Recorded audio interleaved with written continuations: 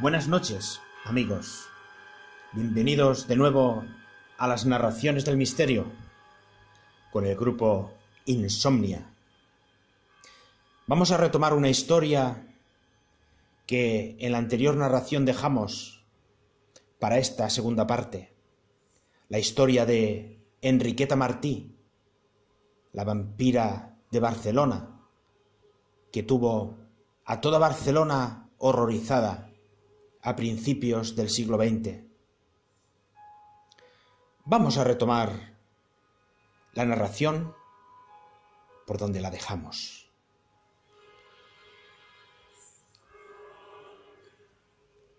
Estaban en la jefatura de policía declarando las dos niñas. Las declaraciones de las dos niñas, fundamentalmente la de Angelita, vinieron a demostrar que Enriqueta Martí era mucho más que una alcahueta secuestradora y corrupta de niños. Teresita contó al juez que aquella mujer, nada más llegar al piso, le dijo: ¿verdad que sientes picor en la cabeza?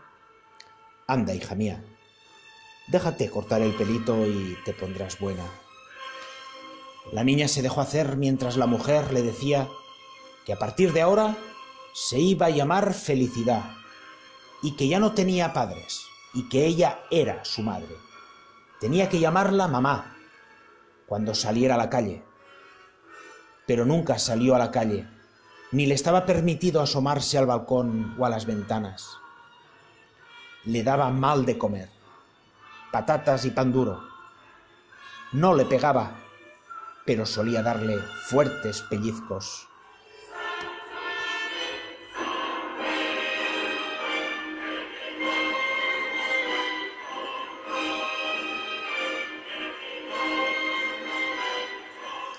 Su única distracción era jugar con Angelita, porque ella no llegó nunca a ver a Pepito en la casa. A veces se quedaban las dos solas y era cuando tenían más miedo y todos los ruidos las asustaban. Pero un día Angelita le dijo: vamos a ver qué tiene mamá en los sitios donde no nos deja entrar. Y entrelazando sus manitas, penetraron casi a oscuras en las habitaciones prohibidas. Teresita tropezó con algo que resultó ser un saco. Lo abrieron y, al descubrir su contenido, lanzaron un grito de horror. Había un cuchillo grande y unas ropas de niño manchadas de sangre.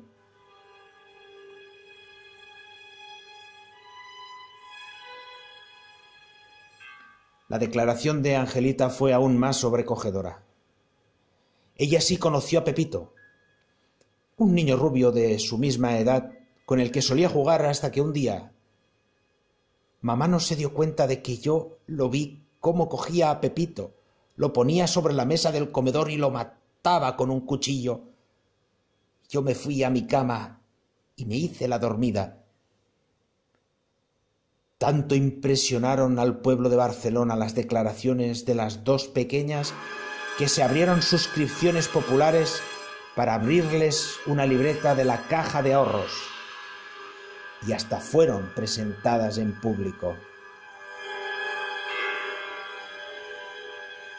En el Teatro Tívoli, por ejemplo, se celebró una función en honor y en los carteles se decía: Teresita y Angelita asistirán a la representación desde un palco. Pero lo más tremendo todavía estaba por llegar. Fue raíz del registro que se produjo en el entresuelo de la calle de Poniente. Los del juzgado se quedaron atónitos cuando entre aquellas habitaciones sórdidas y malolientes descubrieron un suntuoso salón amueblado con gusto exquisito. El mobiliario, las lámparas, el cortinaje, las butacas y los sofás debían de haber costado una fortuna.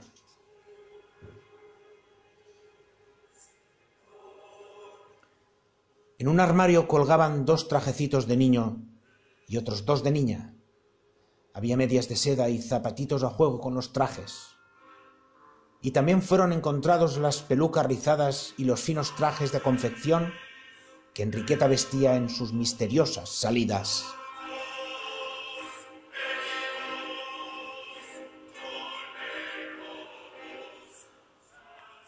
Un paquete de cartas le llamó la atención de los funcionarios. La mayoría estaban escritas en lenguaje cifrado y abundaban en ellas las contraseñas y las firmas con iniciales. Apareció también una lista de una relación de nombres que daría mucho que hablar a la opinión pública.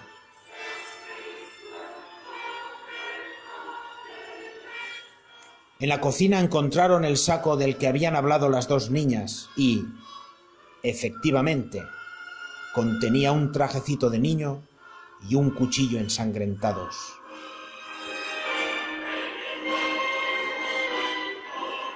En otra habitación descubrieron un saco de lona, aparentemente lleno de ropa sucia y vieja, pero en cuyo fondo había huesos de reducido tamaño que posteriormente se confirmaría que eran de criaturas infantiles.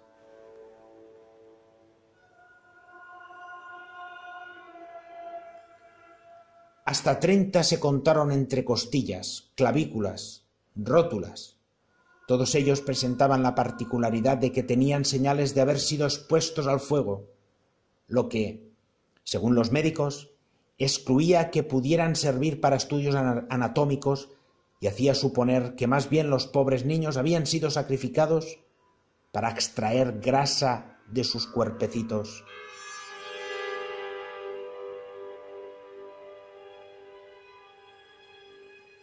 Esta afirmación era en respuesta a la explicación que días más tarde daría Enriqueta, justificando que tenía recogidos aquellos huesos para estudios de anatomía.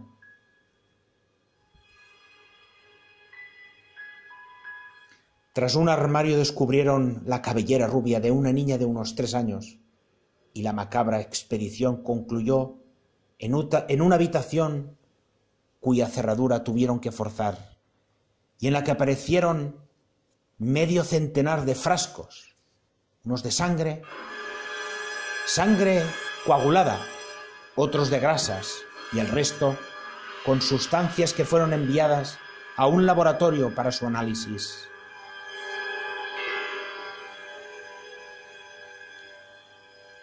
Junto a las pócimas había un libro antiquísimo con tapas de pergamino que contenía fórmulas extrañas y misteriosas, y también un cuaderno grande lleno de recetas de curandero para toda clase de enfermedades, escritas a mano, en catalán y con letra refinada.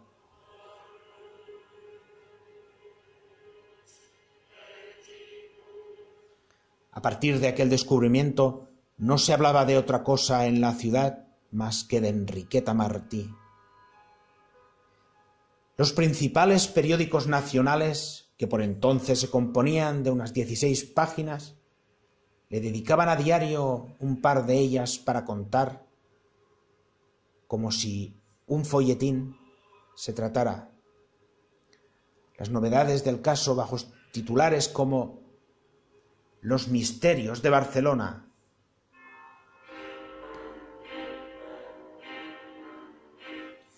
Entre los testimonios de personas que trataron a Enriqueta o sufrieron sus actividades, se contaban historias tan dramáticas como la de una mujer de Alcañiz que acababa de llegar a Barcelona a buscar trabajo con su bebé en brazos. La buena mujer se sintió desfallecer y se sentó en el umbral de una casa. Una desconocida, de tono amable, se le acercó. Era Enriqueta.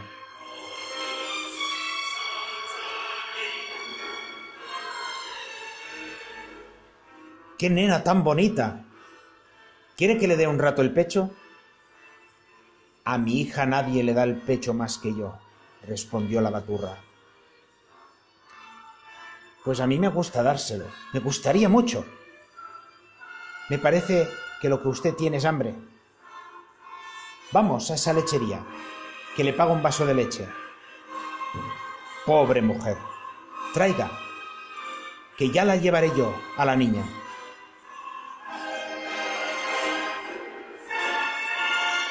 Y la mujer, que estaba desfallecida de hambre, siguió a la desconocida y entró con ella en la lechería. Enriqueta pidió un vaso de leche y exclamó de repente: «Pero le sentará mejor con pan. Espere, que ahora mismo lo traigo».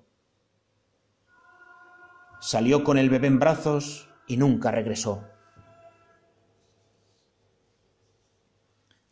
6 años tuvieron que pasar hasta que la desgraciada mujer de Alcañiz volviera a ver frente a ella, para identificarla, a la que había robado a su hijo, y sabe Dios lo que habría hecho con él.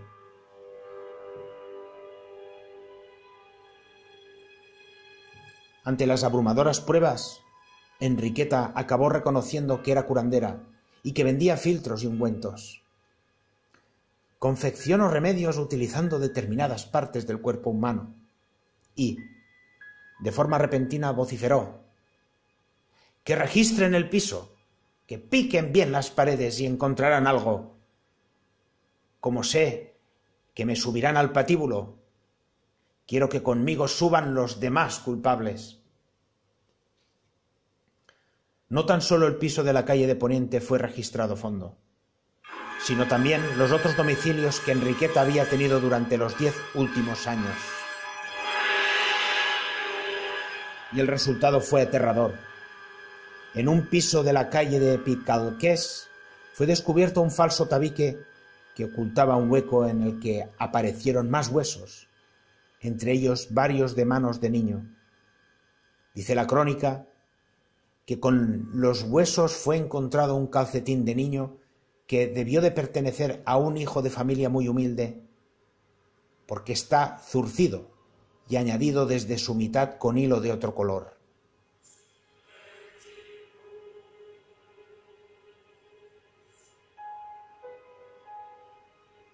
En un piso de la calle de Tallers, en un escondrijo, hallaron huesos y 2 cabelleras rubias de niñas de corta edad.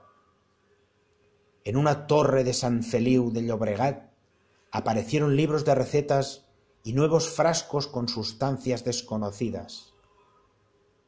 Finalmente, en el patio de una casa de la calle de los Jocs Florals de Sants, descubrieron el cráneo de un niño de unos 3 años, que todavía presentaba adheridos a la piel algunos cabellos y una serie de huesos que los forenses reconocieron como pertenecientes a 3 niños de 3, 6 y 8 años.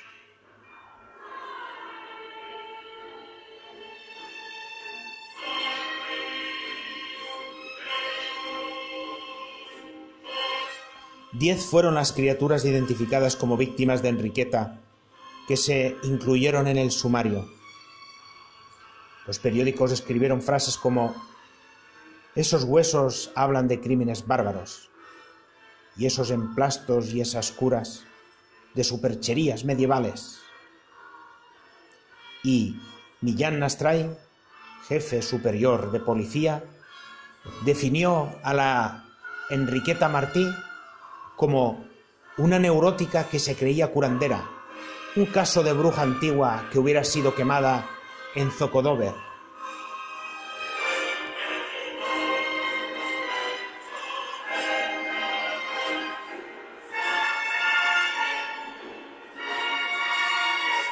No cabe duda de que Enriqueta utilizaba a los niños que secuestraba en una explotación doble, como objetos de placer para sus degenerados clientes y como materia prima para elaborar sus potingues.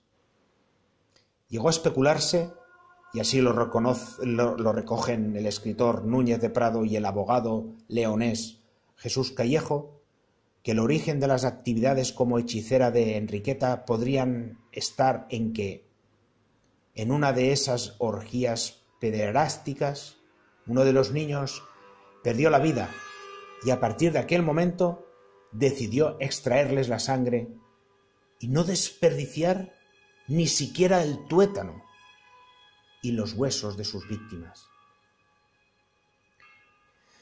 En aquella época, la tuberculosis hacía estragos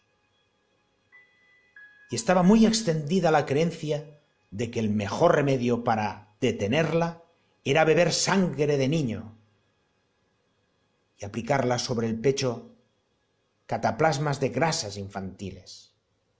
Tan solo 2 años antes, un suceso había alarmado a España entera: el crimen de Gádor, en el que un curandero, Francisco Leona, había sacrificado a un niño de 7 años, Bernardo González, para que el rico propietario Francisco Ortega se curara de la tisis que padecía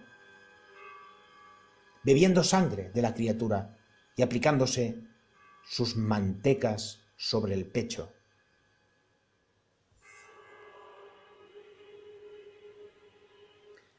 A nadie escapaba que, tras los aberrantes crímenes de Enriqueta Martí, tenía que haber personas con suficientes recursos económicos para satisfacer sus pervertidas necesidades.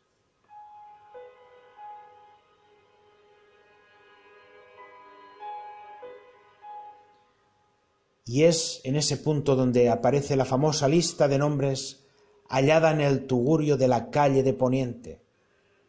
Una lista de la que todo el mundo hablaba pero nadie conocía. Una relación de nombres y domicilios en la que, se rumoreaba, figuraban médicos, abogados, comerciantes, algún escritor, políticos y otras personalidades.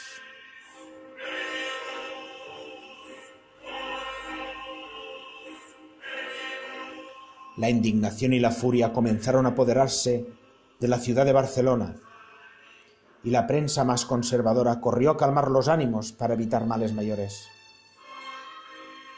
En la prensa se llegó a decir que los nombres y domicilios contenidos en esa lista eran de gentes conocidas por su amor a la caridad, gentes que fueron víctimas de las socaliñas, que significa engaños, de la hechicera, que las conocía por haber acudido a sus casas a pedir limosna. Pero cuando saltó la noticia de que Enriqueta había intentado cortarse las venas con una cuchara de madera en su celda de la prisión de Reina Amalia, la irritación popular se convirtió en cólera y las autoridades temieron que si fallecía estallara un motín, pues los hechos de la Semana Trágica de 1909 estaban cercanos.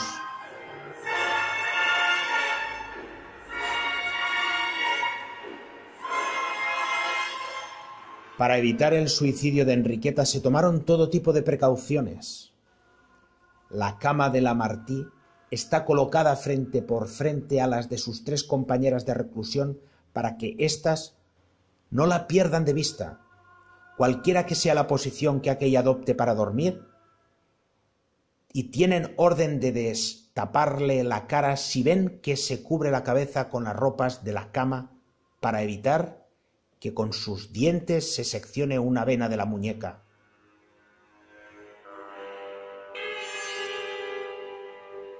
Sin embargo, el interés por el tema comenzó a decaer al no producirse nuevos descubrimientos macabros y entrar toda la investigación en una fase rutinaria y farragosa.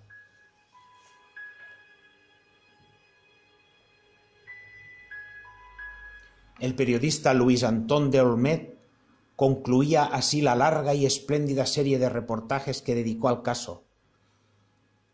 Estamos ante una de las criminales más tremendas y crueles de las que se tienen noticia. Movida por un fanatismo bersánico, ha ido matando niños durante 10 años para sacarles las grasas y fabricar ungüentos. Es un caso inaudito, monstruoso, del que se hablará muchos años con estupor. Enriqueta Martí ha de tener leyenda, pero será cosa de seguir glosando indefinitivamente este suceso. Y para rematar la pérdida de interés por el tema, a mediados de abril, un transatlántico se hundió tras chocar con un iceberg.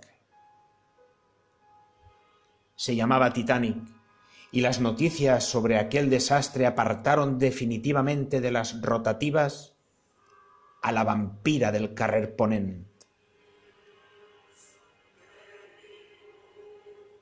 Meses después se supo que Enriqueta Martí había fallecido en el patio de la cárcel, linchada por sus propias compañeras.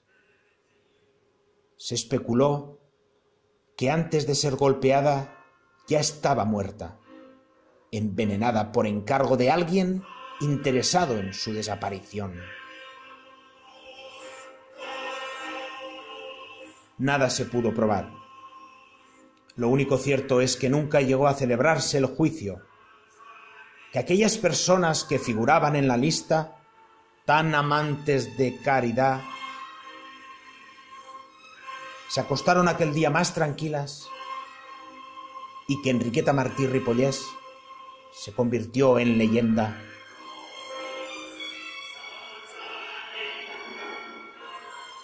Y yo me pregunto, ¿por qué nunca se celebró ese juicio? Como suele ocurrir a lo largo de la historia, la gente pudiente, los poderosos, se hacen valer de una cabeza de turco para llevar a cabo sus objetivos y sus retorcidos deseos.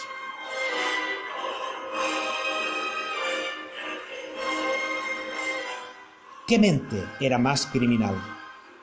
¿La de Enriqueta o la de esas personalidades poderosas que figuraban en la lista?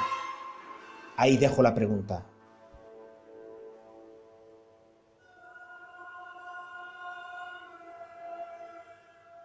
Buenas noches, amigos, y felices sueños.